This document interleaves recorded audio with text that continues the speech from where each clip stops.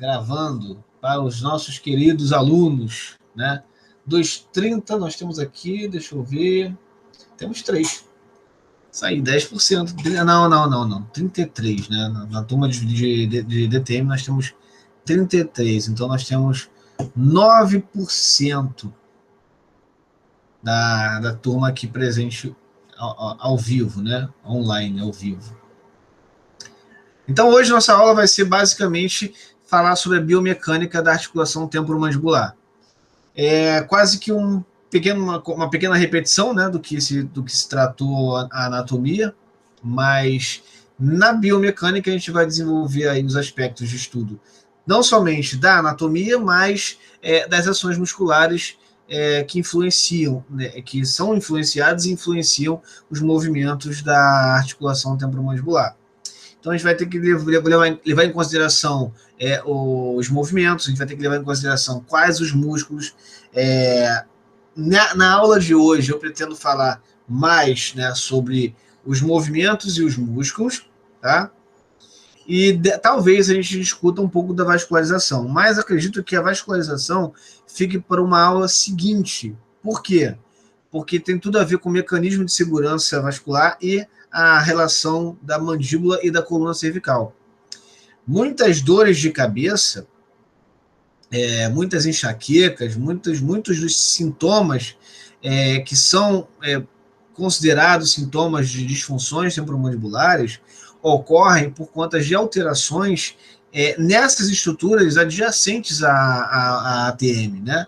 Adjacentes ao sistema estomatognático, mas que de forma indireta acaba promovendo alterações importantes na articulação temporomandibular. Então eu vou falar sobre os movimentos e os músculos, né? As suas associações, e aí sim, numa segunda aula, ou melhor, numa outra aula, no caso da semana que vem, a gente fala sobre a vascularização e seus mecanismos de segurança vascular, assim como também a relação da postura em relação à mandíbula e coluna. Então, vamos então começar aqui a falar um pouquinho sobre a biomecânica, e não diferente do que já foi falado, já foi discutido, eu gostaria de mostrar a vocês o que nós chamamos basicamente de fechamento, né, da mandíbula, né? Quando a gente eleva a mandíbula em direção ao maxilar, também chamado de oclusão. Então você tem aqui o primeiro momento, que é o momento da oclusão, o fechamento da mandíbula, e a partir daí a gente vai ter outros movimentos que vão estar relacionados com a articulação temporomandibular. Tá? E aí eu gostaria que vocês prestassem atenção a algumas partes, por exemplo, os dentes, né? A relação dos dentes em relação ao maxilar, a relação da ATM propriamente dita, né? Processo condilar, cavidade articular temporal. Aqui nós temos um túnel, que é o túnel zigomático, por onde passa uma musculatura que se prende bem nessa ponta aqui da mandíbula, o processo coronoide. Então, são 3 pontos importantes para a gente levar em consideração essa biomecânica. Então, é em cima desses pontos que a gente vai levar toda a nossa ação de movimentação da mandíbula. Então, nós temos aí a primeira, que é a oclusão. Partindo, então, de um movimento da oclusão, nós temos o que nós chamamos de protrusão. O que seria a protrusão? Como o próprio nome já diz, pro, né, de à frente, né, e trusão, de movimento articular, para fora da articulação, como é esse caso aqui, ó. Numa foto anterior, o que nós observamos foi exatamente o processo condilar dentro da cavidade articular. Já nessa protrusão, o que nós observamos é que o processo condilar ele sai da cavidade articular, ok? Em direção à proeminência temporal, que de fato não é uma articulação típica, né, de uma articulação sinovial. A perceber que nós temos aqui uma convexidade, assim como também na outra superfície nós apresentamos uma convexidade. E aí a gente tenta lembrar lá da anatomia, quando eu falei sobre o disco articular da mandíbula, né, da ATM, que ele vai ter uma característica a formar uma congruência dentre essas duas extremidades, superfícies articulares. Então, graças ao disco articular, nós conseguimos congruência, ou seja, maior contato das superfícies entre si. Então, o disco basicamente vai ter um formato côncavo, tanto para o lado inferior quanto para o lado superior. Então, aqui nós temos a protrusão quando a mandíbula chega adiante, certo? Luciene, seja bem-vinda! Estamos começando agora, Luciene. Beleza? Oi, então cheguei na hora certa, hein? Tranquila. Eu comecei uma frasezinha que está no YouTube, lá depois você pega lá com facilidade. Nem vai precisar assistir muito tempo, não. Tá, outra aula eu vou assistir toda, tá? Tranquilo, tranquilo, relaxa. Então, seguindo aqui, temos aqui a mandíbula indo à frente. Observe que os incisivos inferiores eles estão mais anteriorizados em relação aos incisivos superiores, promovendo assim uma ação de projeção anterior da mandíbula. Então, você joga a mandíbula para frente e você tem a famosa protrusão. E nós temos o contrário também, certo? Então, observe essa primeira imagem, observe que a articulação está exatamente dentro da cavidade articular temporal, porém, na outra articulação, observe que o processo condilar ele se afasta um pouco da parte anterior da cavidade articular. O nome desse movimento aqui, nós chamamos de né, que é recuo, né? Trusão é quando a articulação tenta se mover fora dela, para fora dela, mas por conta da parede temporal que nós temos aqui atrás, o meato acústico, o estiloide aqui atrás, nós não temos uma movimentação muito grande. Observe que pouco se vai para trás os incisivos inferiores. Então, nós temos uma retrusão da mandíbula, movimento que faz a mandíbula se jogar, né, se projetar posteriormente. E nós temos aí o começo das aberturas, né? A abertura parcial. O que seria essa abertura parcial? Quando você move a mandíbula, certo? Em forma a abrir a mandíbula, né? A boca, né? Só que nesse momento de abertura parcial, não existe deslocamento, né, do processo condilar para fora dessa articulação. Então, você pode dizer que a abertura inicial, né, ou parcial, ela tem um movimento dentro de um eixo, tá? O eixo que nós podemos chamar de dobradiça, ou gínglimo, como está escrito aqui, no primeiro terço dessa abertura, né? E o restante da abertura se faz nos dois últimos terços, quando você tem a projeção do processo condilar para fora da cavidade articular temporal. Então, nós temos duas fases de abertura.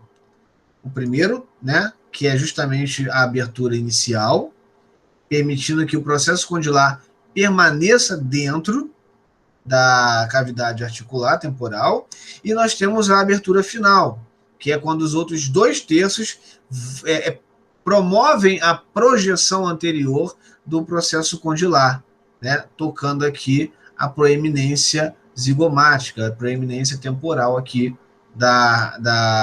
do osso temporal. Então, essa aqui é a abertura máxima, que é normalmente utilizada para se abocanhar um sanduíche, né? Um baita de um sanduíche, um podrão, por exemplo, com ovo, carne, queijo. Desculpa quem não almoçou ainda, não jantou ainda. Eu sou um deles, eu não jantei ainda. Estou até sentindo um cheirinho de ovo sendo frito aqui. Fiquei meio salivado agora, mas vamos lá, seguindo.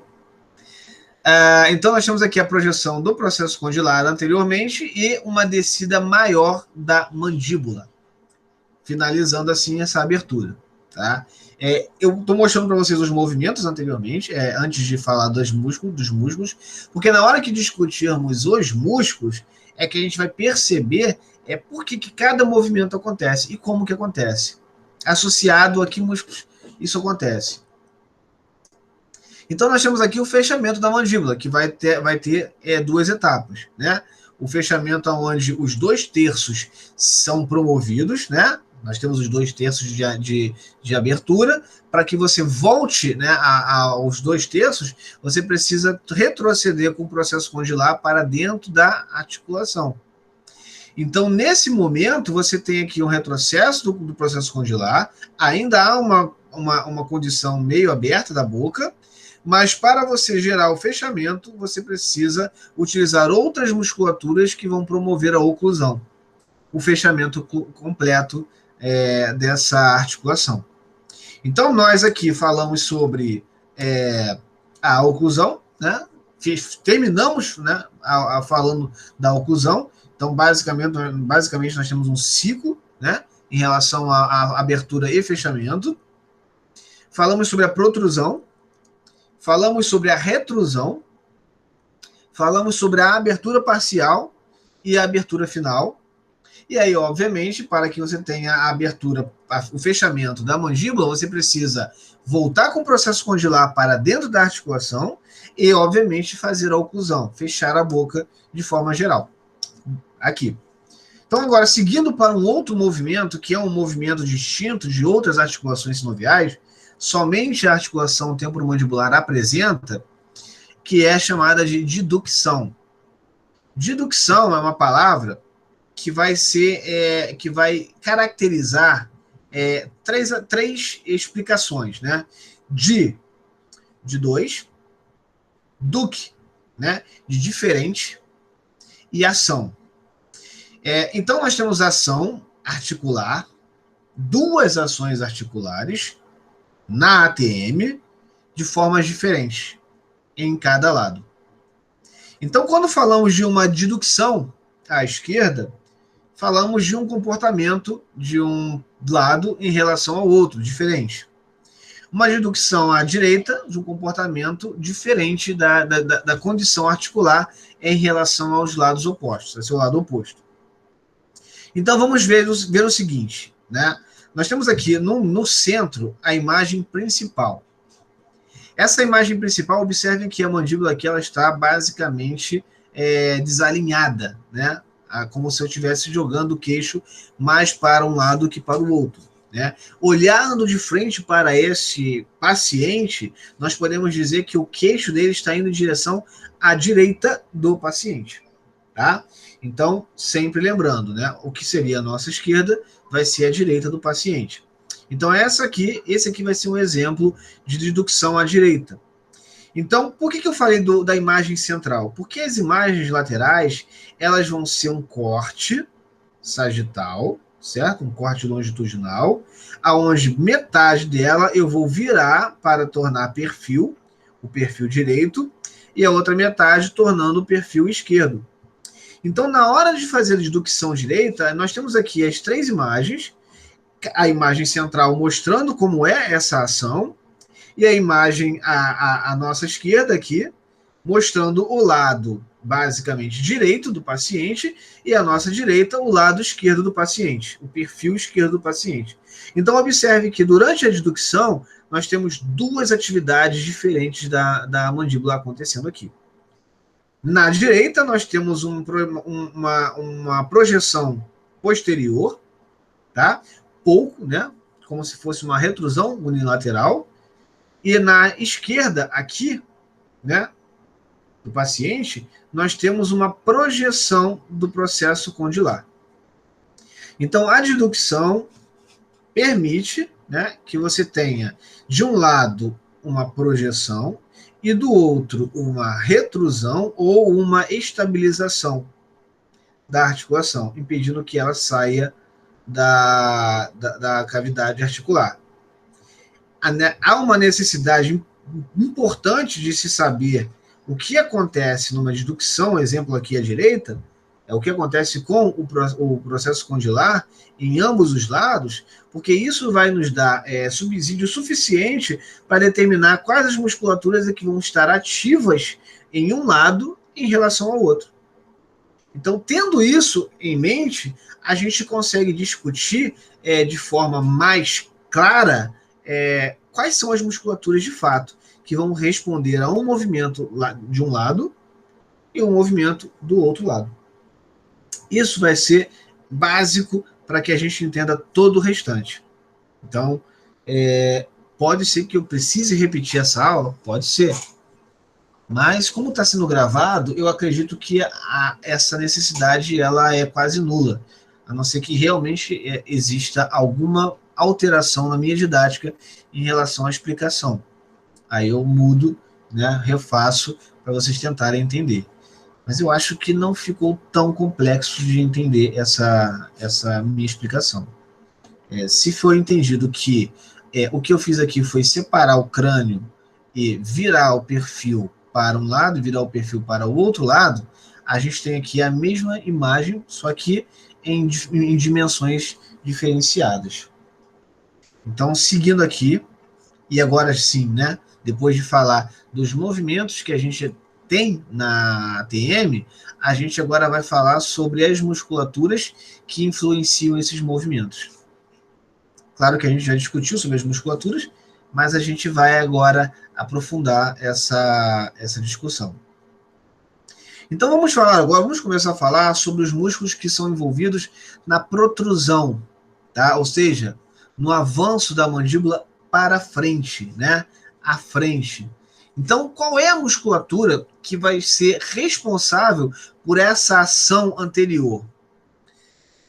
Nós discutimos na anatomia uma inserção e uma origem de um músculo chamado pterigóide lateral, ok? O pterigóide lateral ele é o principal músculo, veja bem, que vai remover o processo condilar de dentro da sua cavidade articular, de dentro da cavidade temporal.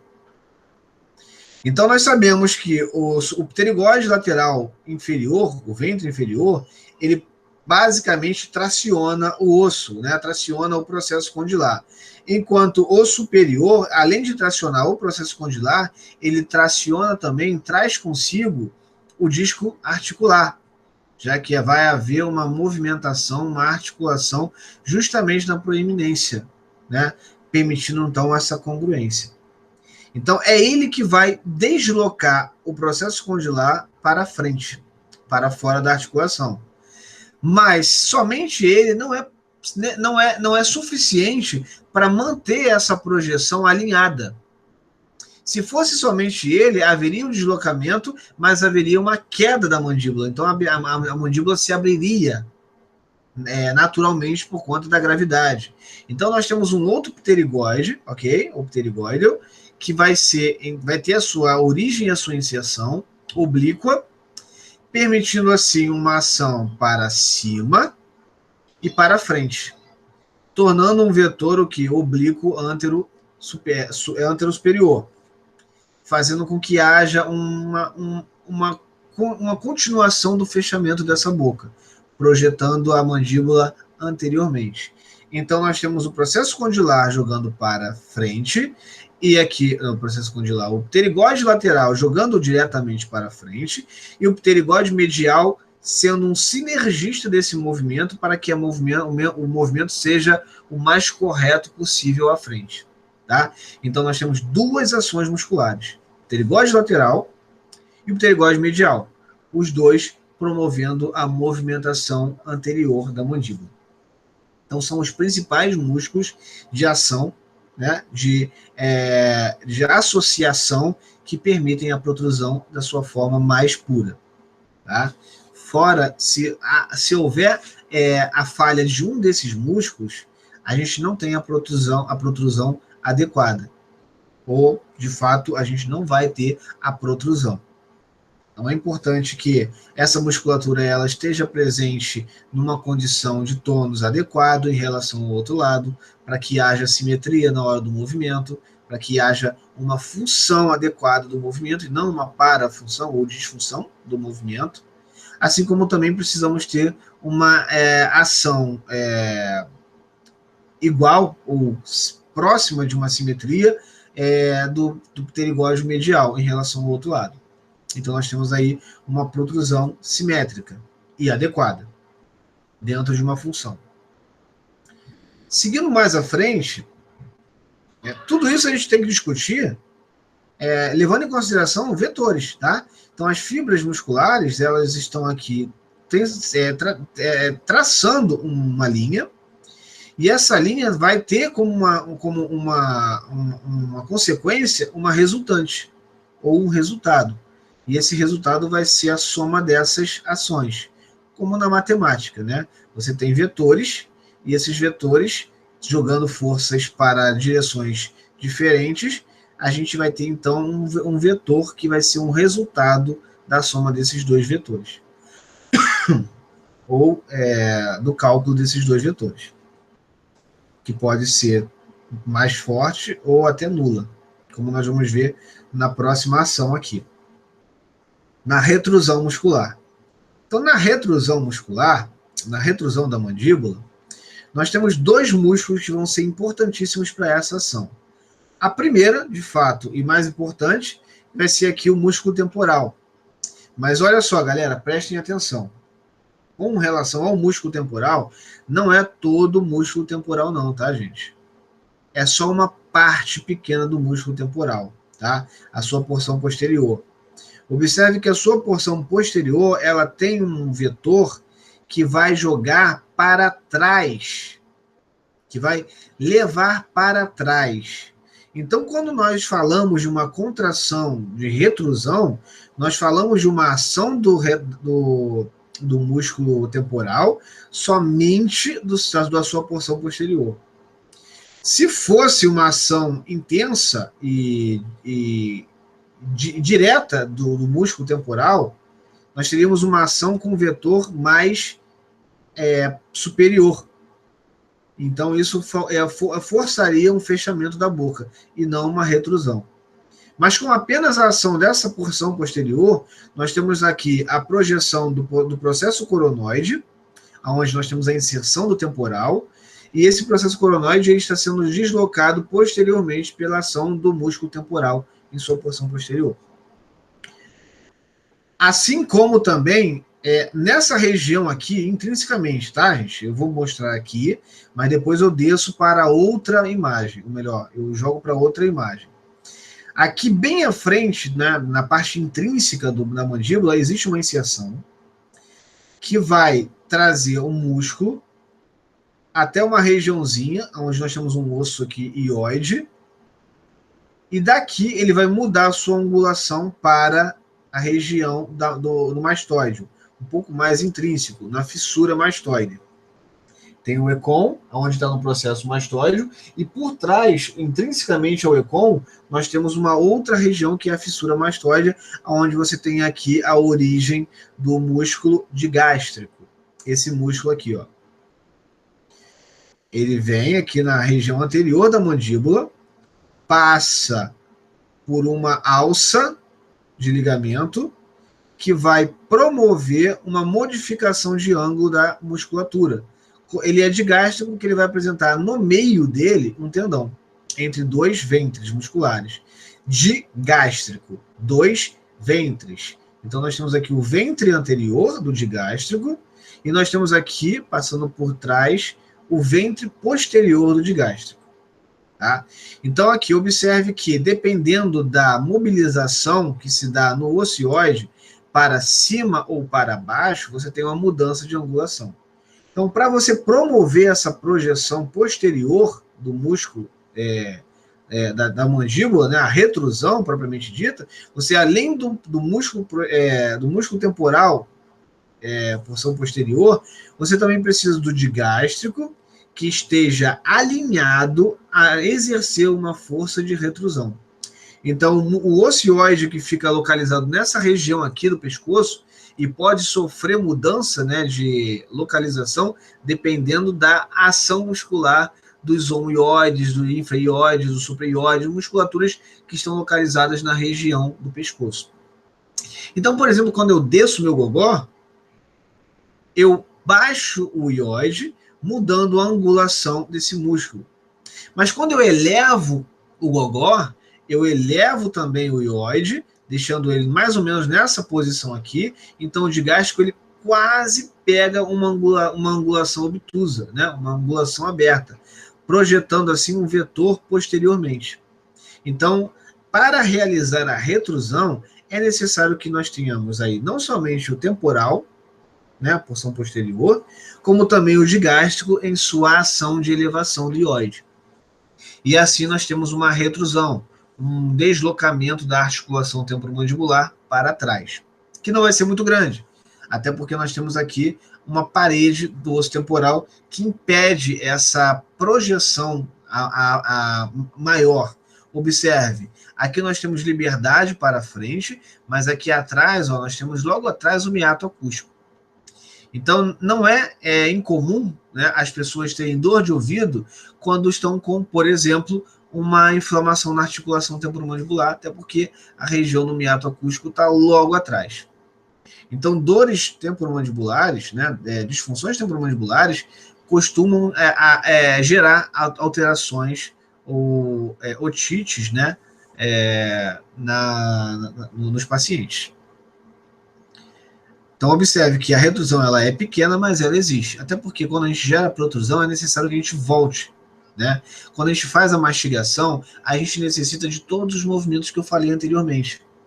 Então, não é somente a abertura e o fechamento, mas é também o deslizamento, né, dos dentes para frente e para trás, né, da mandíbula para frente e para trás, assim como também as deducções, permitindo que haja uma trituração dos alimentos lá nos molares. Então, a mastigação basicamente vai ser um movimento mais complexo, né, permitindo todas as ações musculares e todas as ações articulares e os movimentos dentro das condições vetoriais. Seguindo aqui um pouco mais, e aí nesse momento a gente pode discutir aqui o sistema ióide. Observe que o osso ióide, né, é um osso que está localizado na região, né, da laringe. Ele vai permitir que, com sua depressão, a angulação do digástrico ela mude. Então, quanto mais baixo, mais agudo é esse ângulo. Então, você tem aí um vetor diferenciado. Quanto mais elevado, mais esse ângulo se abre, permitindo um vetor um pouco mais direcional. Então, para que você tenha uma retrusão, também é necessário que o sistema ióide esteja em plena ação. Tanto o supraioide, localizado superiormente ao ocioide, como também o infraioide, que está inferiormente ao ocioide. Ok? Então, só lembrando aqui que na região intrínseca, né, visto, né, de dentro, né, da mandíbula, nós temos aqui até circulado, né, na parte de fora, onde ficaria a localização, nós temos aqui a inserção do músculo digástrico, que vai ser justamente na fossa, né, e com homenagem ao próprio nome do músculo, fossa digástrica. E a sua origem, ela vai ter lá a ação, deixa eu ver se nessa imagem aqui dá para ver, bem atrás do processo mastoide, na incisura mastoide. O ECOM passa lateralmente, enquanto o digástrico passa medialmente. Então, nós temos aqui dois ventres musculares formando o digástrico, tá? Por curiosidade, né, vale lembrar que o ventre o ventre anterior do digástrico, ele é inervado pelo nervo trigêmeo, tá? Mas o ventre posterior do digástrico, ele é inervado pelo nervo facial, tá? Pelo sétimo nervo, pelo sétimo par craniano. Seguindo mais à frente aqui, agora nós vamos começar a falar das aberturas, tá? Então nós temos aqui inicialmente, para falar da abertura, deixa eu ver se tem aqui uma outra arte para a gente verificar. Para falar da abertura, eu vou usar esse mesmo slide aqui. A abertura inicial, ela se dá por algumas musculaturas um pouco mais peculiares. Por exemplo, o digástrico, o mesmo que faz a retrusão. Só que a abertura vai se dar apenas quando o ocioide for movimentado inferiormente, com a ativação do inferióide, descendo o seu gogó, descendo aqui a região da laringe. Com essa descida, há uma mudança. Desculpa, gente. Desculpa. Esqueci de botar no silencioso aqui. Vamos lá, deixa eu voltar aqui. Bem, com a descida do gogó, o que a gente observa, nessa imagem aqui a gente pode ver, vou fazer um desenhozinho que acho que vai ficar melhor.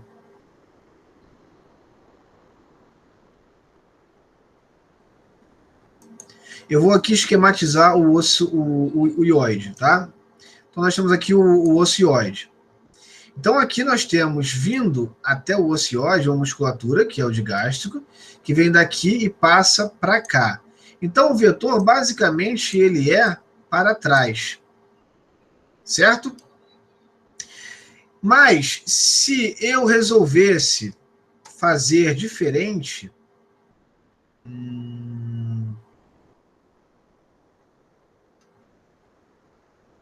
deixa eu mudar aqui a cor. Deixa eu botar um azul. Se eu resolvesse descer o ocioide, basicamente o digástrico ele mudaria sua angulação. Observe. Fazendo com que a ação de contração, mantendo o ióide aqui embaixo, faça com que a mandíbula seja jogada para essa direção, para baixo. Então, nesse caso, a abertura inicial, ela se dá quando você tem a descida desse ocioide e, obviamente, a mudança da angulação do digástrico, fazendo com que a mandíbula desça, abra, né?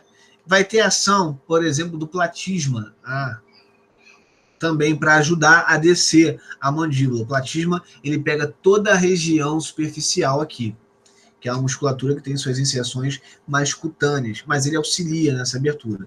Mas óbvio que de cara é justamente o digástrico que inicia essa abertura da mandíbula, tá? Associado aqui às regiões omioides, milioide, inferióide, por aí vai. Mas o digástrico tem muito mais ação pertinente à sua porção anterior, tá? A porção inervada pelo trigêmeo.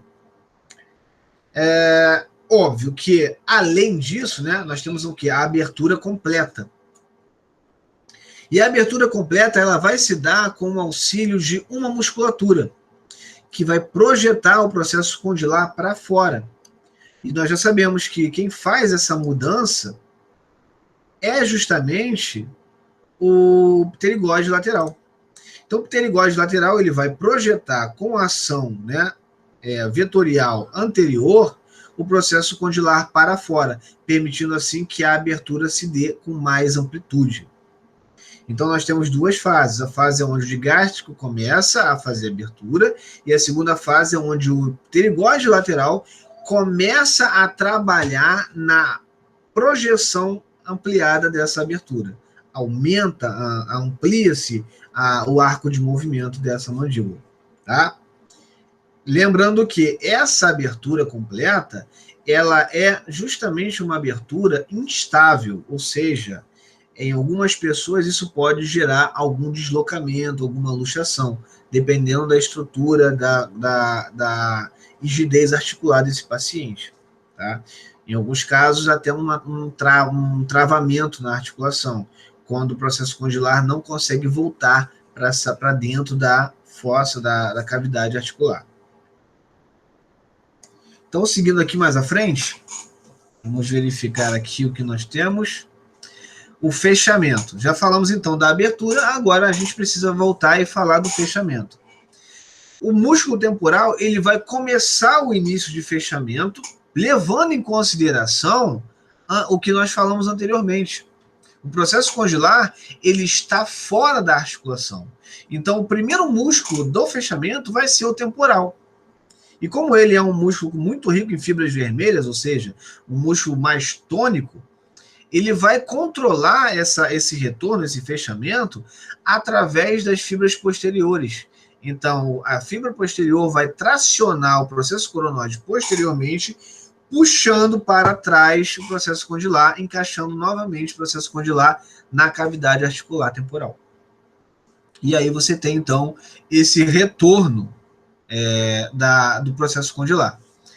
E aí sim, a partir desse retorno, você pode utilizar tanto a fibra, né, ou a porção oblíqua do temporal, a porção vertical do temporal, assim como também podemos utilizar o masseter, né, o músculo masseter érigo, que é rico em fibras brancas, de grande potência e força, e também podemos utilizar o pterigóide medial anteriormente. Todos esses músculos, eles fornecem uma ação de fechamento. Diga-se de passagem, de todas as musculaturas, de todos os movimentos, o movimento que precisa de mais força, de mais potência, é justamente o fechamento, a oclusão. Porque é justamente nesse momento em que você vai usar os dentes para triturar os alimentos, que você vai fazer a mastigação, aonde você precisa de mais pressão. Então você tem aqui com grande amplitude, né, com grande área, né, de envolvimento aqui o temporal, com muita fibra rica, muito músculo, muita fibra vermelha, né, músculo rico em fibras vermelhas, e essa daqui, aonde você vai ter um músculo muito rico em fibras brancas, com grande potência, para permitir que haja força e velocidade durante a mastigação. Basicamente é isso que a gente tem para falar sobre o fechamento da musculatura, ok? Deducção. Deducção, vocês viram na imagem como é o movimento, então eu vou utilizar o mesmo exemplo que foi a dedução à direita. Então, nessa tabela, a gente consegue observar quais são as musculaturas que nós vamos ter exercendo força de um lado e musculaturas que vão exercer força de um lado oposto. Por exemplo, uma dedução à direita vai ter, do seu lado esquerdo, uma ação muscular diferente do seu lado direito. Vamos ver aqui, então. Com relação ao lado, vamos começar aqui com o lado direito, já que a dedução é para o lado direito, né? Vamos começar, então, falando sobre a musculatura que vai... as musculaturas que vão permitir que aquele processo condilar permaneça dentro da articulação. Vai para o mesmo lado. Significa que a articulação permanece dentro do seu eixo, dentro da sua cavidade articular. Então, o músculo pterigóide lateral, apesar de ser um músculo que vai projetar o processo condilar para frente, ele vai servir como se fosse um cabo de guerra ali, equalizando as forças, anulando as forças, impedindo que haja deslocamento do processo condilar. Depois eu volto na imagem e mostro para vocês o que realmente eu quero que vocês vejam. Só que no pterigóide lateral, apenas o ventre inferior vai ser acionado. Ou seja, apenas a musculatura que se insere somente no osso vai ser acionada. E não a musculatura que se insere também no disco articular. Porque se fosse assim, se o pterigóide, o ventre superior do pterigóide lateral acionasse, ele ia trazer para fora o disco articular, mas o processo condilar permaneceria lá dentro. Isso ia travar a articulação e você não conseguiria mais mover. Então é importante levar em consideração que, durante a dedução, o pterigóide lateral ativa apenas o ventre inferior. E também ativa o músculo temporal, só que sua porção posterior. Somente a porção posterior. Então, de um lado, você tem uma musculatura puxando para trás e do outro uma musculatura puxando para frente, formando um cabo de guerra, estabilizando assim a articulação, permitindo dessa forma que haja um movimento, obviamente auxiliado pelo outro lado, um movimento de rotação, um movimento de pivô, rotação em seu próprio eixo, né? Movimento de ação em seu próprio eixo, estabilizando assim o côndilo dentro da cavidade articular. Mas, no lado esquerdo, no lado contralateral, a dedução, o que você vai ter é o pterigóide medial, certo? Atuando junto com o pterigóide lateral, projetando a mandíbula para frente e mantendo ela estabilizada acima. Então, nesse caso, o que você tem é o pterigóide medial e o lateral fazendo uma ação, tirando o processo condilar de dentro da articulação, de dentro da cavidade articular. É importante a gente entender isso, porque dessa forma a gente consegue determinar para onde a deducção ela é e quais as musculaturas pertinentes a essa dedução são ativadas. Então, isso talvez seja um pouco mais complexo de se entender, por isso eu vou voltar na imagem, né? Vou voltar na imagem falando sobre a dedução. Então, vamos lá. Está aqui, essa imagem. Então, observe o que eu falei anteriormente. Deixa eu pegar aqui a canetinha para rabiscar aqui a tela. Então, observem aqui nessa região. Então, nós temos aqui uma dedução à direita, onde o mento vai ser jogado para o lado direito do paciente, à nossa esquerda. Então, esse lado todinho aqui, que eu estou mostrando aqui nessa imagem, basicamente vai ser visualizado aqui, ó, nessa outra imagem. O que nós temos, então, aqui para o mesmo lado é uma estabilidade do processo condilar. Então, nós temos aqui o pterigóide lateral, apenas o ventre inferior, tá ok? Puxando para frente. E nós temos o temporal, porção posterior, puxando para trás. Então, a gente sabe que quando as forças elas estão contra, né, nós temos aqui um resultado nulo, né? 1 contra 1 igual a 0, né? 1 menos 1 igual a 0. Então, não existe força que projete o processo condilar nem para frente, nem para trás. Então, você tem aqui uma ação nula, permitindo que o processo condilar continue dentro da articulação. E isso faz com que o outro lado, e aí, obviamente, nós estamos falando do temporal, porção posterior, e do pterigóide lateral, porção inferior, que vai fazer essa ação de cabo de guerra, um puxando para um lado, para frente, e o outro puxando para trás.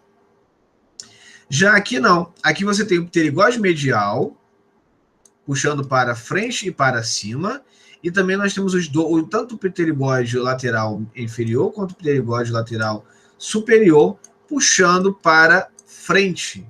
Isso desloca anteriormente o processo condilar e permite que a mandíbula continue simétrica em relação ao eixo longitudinal, impedindo que ela caia.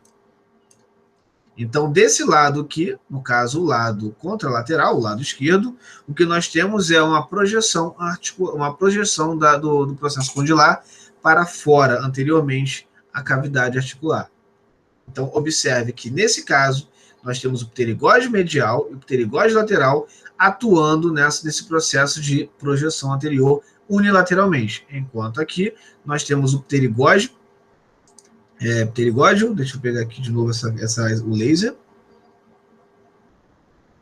Nós temos aqui o pterigóide lateral inferior apenas, segurando o processo condilar, e contra o pterigóide inferior, o pterigóide lateral inferior, nós temos o temporal posterior, que vai lutar contra ele, permitindo então uma estabilidade e uma propiciação, né, de rotação dessa articulação. Enquanto de um lado nós temos um deslizamento, do outro lado nós vamos ter justamente uma rotação, né? Um movimento em pivô. Perfeito, galera? Então, basicamente, com relação à biomecânica da articulação temporomandibular, eu consegui esgotar em 1 hora, aproximadamente. O que é bom, né? O que é bom. Não cansa tanto vocês.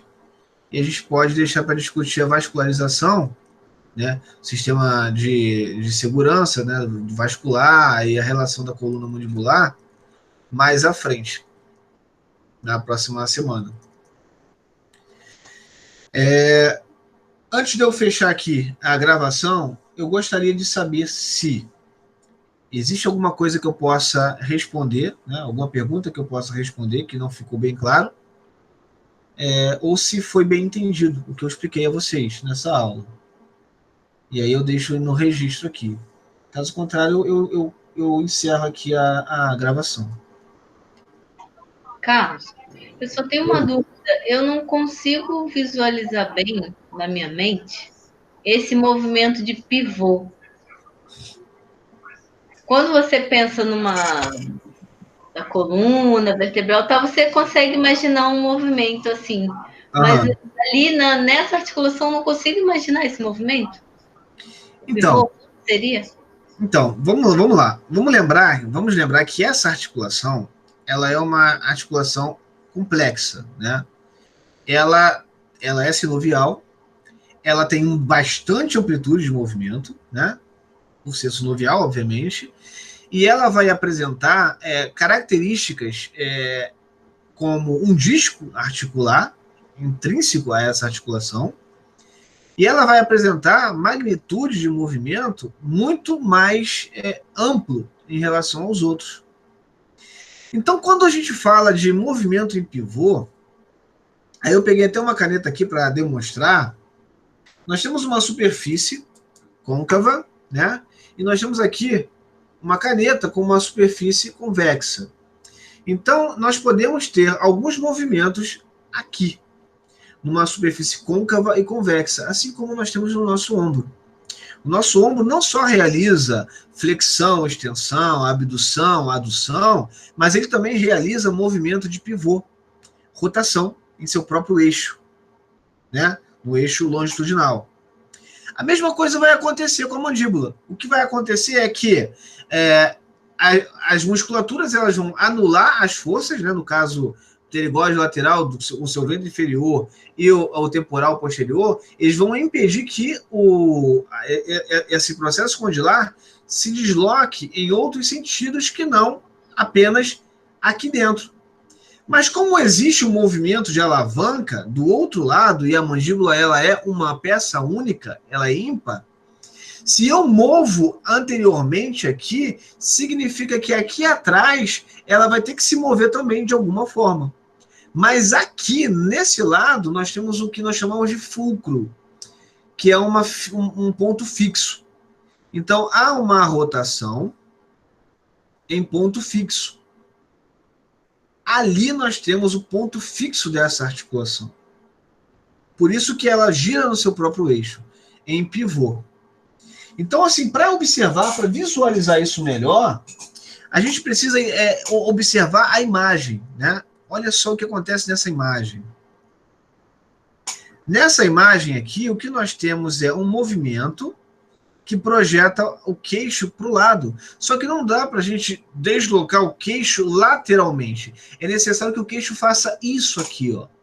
Ele vire em direção a um ponto. Porque nós temos estruturas que seguram a região temporal, ela não permite que o processo condilar se desloque medialmente, nem para um lado, nem para o outro. Né? Então, não existe a possibilidade do processo condilar ser deslocado para o lado. Você tenta empurrar a mandíbula para um lado para o outro, você vai ver resistência. Então, a única forma que você tem de atuar é fazendo com que um lado saia para frente e o outro fique como ponto fixo. Como é um ponto fixo, você gera um eixo. Você gera ali uma articulação com eixo. Só que, como está sendo deslocado nesse sentido, no plano transversal, o eixo que vai pegar vai ser justamente o longitudinal. Por isso, ele vai ter uma rotação. Ele vai ser um eixo, um movimento em pivô, como a vértebra é. Porque eles participam do mesmo plano e do mesmo eixo, respectivamente. Foi, Patrícia? Agora foi. Show de bola. Pergunta super pertinente, que vale sim ser registrado. Mais alguma pergunta, Patrícia, Ana Luzia, Luciene, Davi? Vocês querem perguntar alguma coisa que seja relevante para ser registrado aqui? Por mim foi tudo tranquilo, tudo ok. Por mim também. Show de bola, então. Davi? Ok, perfeito então. Então eu tô encerrando aqui a gravação, tá, gente? Uma gravação basicamente de 1 hora, né? Acredito eu.